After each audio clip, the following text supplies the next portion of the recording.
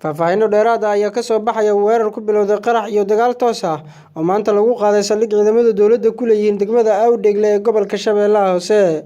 Qaraxa kadib ayaa waxaa la sheegay inuu halkaasi ka bilowday dagaal u dhexeeya ciidamada dowladda, gaar ahaan kuwa danab oo dhawaan Awdeegle la wareegay, iyo Al-Shabaab.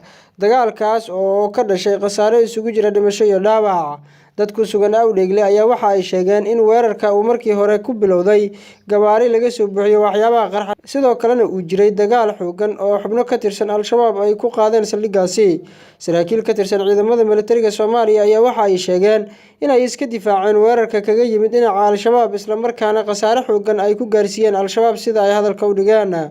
Dhinaca kale, Al-Shabaab oo weerarkaasi ka hadlay ayaa waxa ay sheegeen in 2 gaari oo laga soo buuxiyay waxyaabaha qarxa ay ku weerareen saldhig ciidamada dowladda ay ku leeyihiin Awdeegle, kuna dileen 10 ka tirsan ciidamada dowladda Soomaaliya.